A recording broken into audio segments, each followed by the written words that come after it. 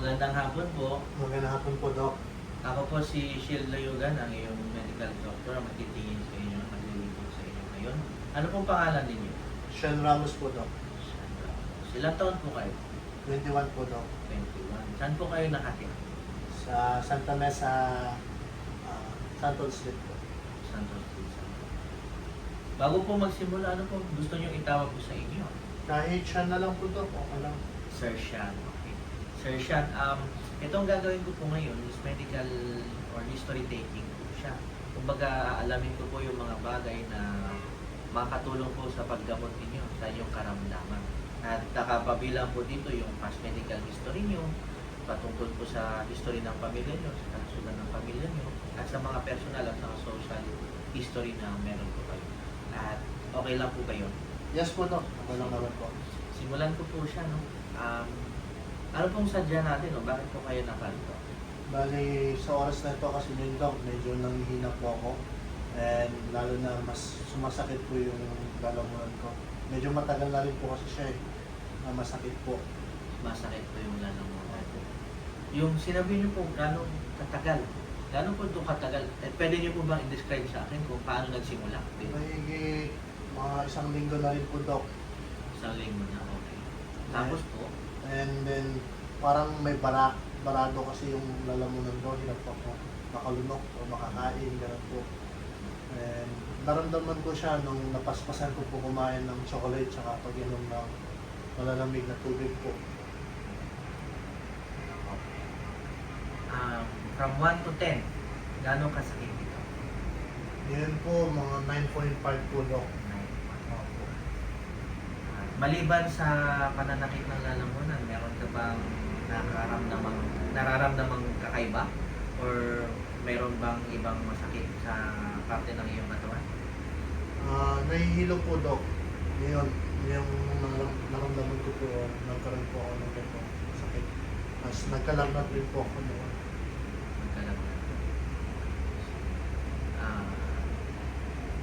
Tuwing kailan mo nararamdaman yung ganitong pananakit ng lalamunan? Kada taon naman po nararamdaman ko po. Siguro, dahil siguro sa wala akong disiplina po sa pagkain. Sa pag-inom din po ng malalamig na tubig. So, masasabi mo na yung pag sumasakit na lang mo na dahil nasosobrahan ka lang sa pagkain ng mga tsokolate, matatamis at pag-inom ng malalamig na tubig, tama ba? Opo. So, sa re-reviewin ko lang ha, at aalamin ko lang yung buong pangangatawan mo, magtatanong lang ako maliban sa sakit ng ulo mo, dito sa buong katawan, I mean sa mismong ito, sa chest, meron ka bang nararamdaman? Wala naman po. Medyo mahina lang katawan ko niyan po, Doc. Yung sakit sa matagkirap sa niya, hindi naman po. Hindi ka man nahihirapang huminga, Hindi naman po. umayo, Hindi naman po. basta nangihina. Nanghihina lang po. At magtatanong lang ako patungkol na sa past medical history. Parang pwede ko may relate sa kung ano yung nararamdaman. Sige po. Masakit ang okay. Noong bata ka ba ay meron ka bang malubhang sakit? Wala naman po. Siguro yung asthma po. Asthma. Pwede mo bang i-describe yung asthma mo? Kailan ka ina-atake? Ganun? Hindi ko po masyadong matandaan pero yun ang pagkaalam ko sa mga magulang ko po na parang nung bata daw na asthma. Pero ngayon po hindi ko naman na po nararamdaman. Hindi mo naman naramdaman, maalala Oo, na hindi ikaw naman. ay ina-atake ng asthma. Hindi naman, so far ngayon po hindi ko naman po nararamdaman na inatakit na ang asthma. Maliban sa asthma, tulad ng dengue, Wala po, hindi ko pa po naranasan. chickenpox. Yan po naranasan. Kailan ka yung huling maalala mo beses nagkaroon ka ng chickenpox? Nung ano po, nung grade 7 po ako, hindi ko lang alam kung ilang taon po ako na. Maliban sa chickenpox, yung measles. Hindi po. Hindi. Ikaw ba ay may mga allergies? Wala po. Wala naman. Ikaw ba ay mga nabakunahan? Yes po. Nung pandemic po, tapos ng bata lang po. Pandemic din sa kanong bata naman. Kompleto naman ang iyong vaccine. Opo. Maganda yan.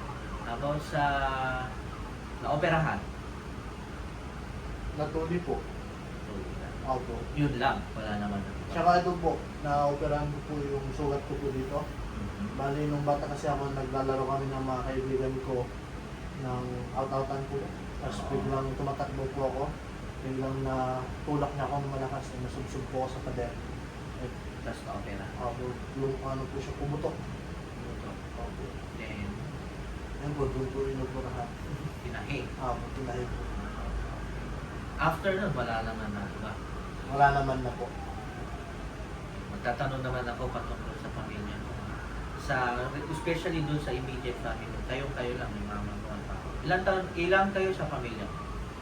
Bali, 6 po kami lahat. 6 kayo. Ilan kayo magkakapatid? 4 po. So may 3 po akong kapatid.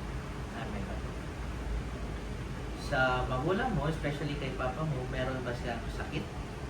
Meron po siyang medication po niya yun po. Ano yung medication? Yung high blood po. Sa tingin mo, saan nakuha ni papa mo itong high blood? Siguro sa mama papa niya po o sa lola ko. Kasi yung lola ko na high blood din po. Pero yung sa tatay mo, talagang na-diagnose pa siya na high blood siya o nagpa-doktor siya at sinabi ng doktor sa kanya na high blood siya?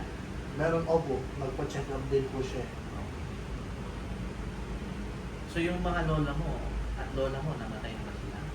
Yes po. Anong dahilan? Sa sakit po. Ayos sakit. Yung medication po. Paano naman sa side ng mama mo? Si mama mo, Diabetes po. Diabetes. diabetes. May sakit na diabetes si mama mo. How about yung mga lola, mama at papa ni mama mo? Ganun din po, diabetes. Diabetes. Sa yung mga magkakapatid naman, Sa ngayon po, wala naman pong mga malulubhang sakit sa kanila. Talagang yung mga normal na sakit lang po katulad nito. Tonsillitis, lagnat, mga ganun po. Sipon, ubo, mga ganun po. hindi naman madalas. Seasonal lang din po sa mga kapatid nila.